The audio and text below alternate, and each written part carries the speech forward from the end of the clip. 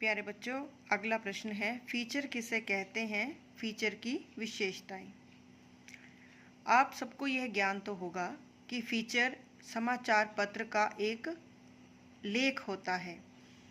जिस प्रकार समाचार पत्र को कई भागों में बांटा जाता है, समाचार पत्र के समाचारों को, जैसे पर्यावरण समाचार, राजनीति समाचार, खेल समाचार, क्षेत्रीय समाचार, राज्य समाचार, राष्ट्रीय समाचार, इन भागों में समाचारों को बांटकर समाचार पत्र तैयार किया जाता है और समाचार पत्र में अन्य लेख भी सम्मिलित किए जाते हैं। समाचार पत्र में समाचारों के अलावा अन्य लेख भी होते हैं, जैसे स्तंभ लेखन, संपादकीय लेखन, साक्षात्कार जिसे हम इंटरव्यू कहते हैं, फीचर लेखन, निबंध लेखन आदि।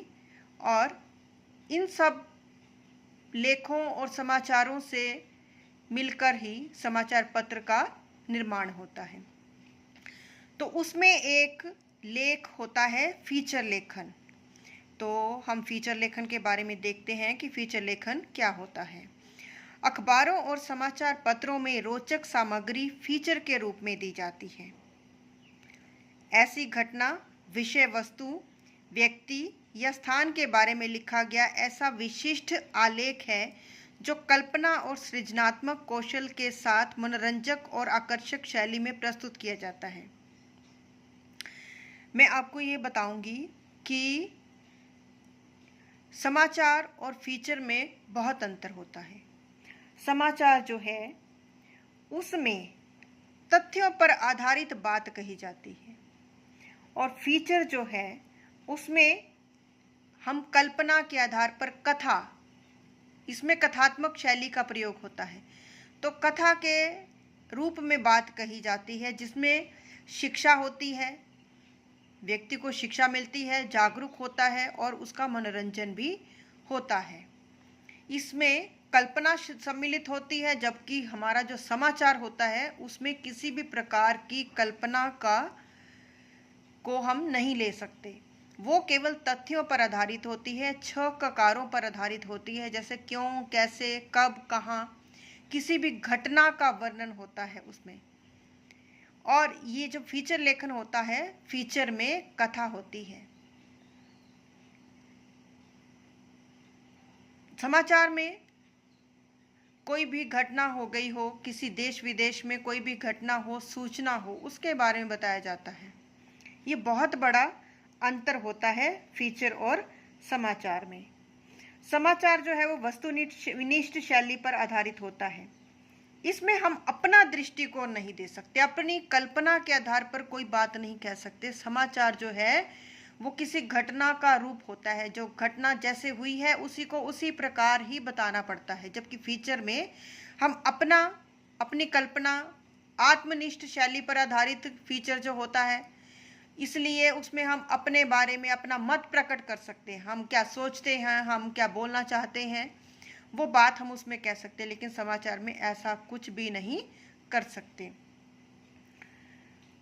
चलिए आगे देखते हैं, दोबारा देखते हैं। अखबारों और समाचार पत्रों में रोचक सामग्री फीचर के रूप में दी जाती है। किसी घटना, विषय वस्तु, व्यक्ति या स्थान के बारे में लिखा गया ऐसा विशिष्ट आलेख है जो कल्पना और सृजनात्मक कौशल के साथ मनोरंजक और आकर्षक शैली में प्रस्तुत किया जाता है। सृजनात्मक कौशल मतलब सृजन करना, अपने मन से बनाना, खुद सृजन करना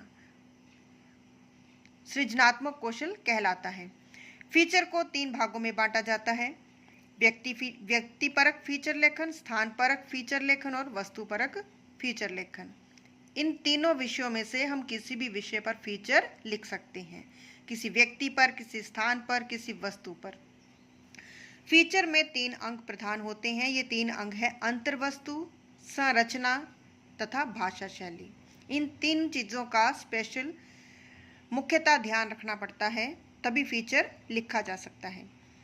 फीचर का मुख्य उद्देश्य मनोरंजन करना, शिक्षा देना और जागरूक करना होता है। फीचर में कथात्मक शैली का प्रयोग होता है। आगे हम फीचर की परिभाषा देखते हैं। DS मेहता जी क्या कहते हैं रोचक विषयों की विस्तृत व मनोरम प्रस्तुति ही फीचर है। इसका उद्देश्य सूचना देना, मनोरंजन और जागरूक करना है। फीचर का अंतिम लक्ष्य ट्रेनिंग देना और मार्गदर्शन करना है। अर्जुन तिवारी जी कहते हैं, मानवीय रुचि के विषयों के साथ सीमित समाचार जब चटपटा लेखन बन जाता है तो वह फीचर की संज्ञा ले लेता है। यहाँ रुचि और प्रस्तुति में छोटी ई की मात्रा आनी है, यहाँ बड़ी की मात्रा लगी है प्रस्तुति और रुचि में। इस बच्चों इस बात का ध्यान रखना। फीचर की विशेषताएं। फीचर लेखन निबंध लेखन की तरह ही होता है, जिसमें प्रारंभ, मध्य और अंत होता है। फीचर का आरंभ आकर्षक, जिज्ञासा उत्पन्न करने वाला होना चाहिए।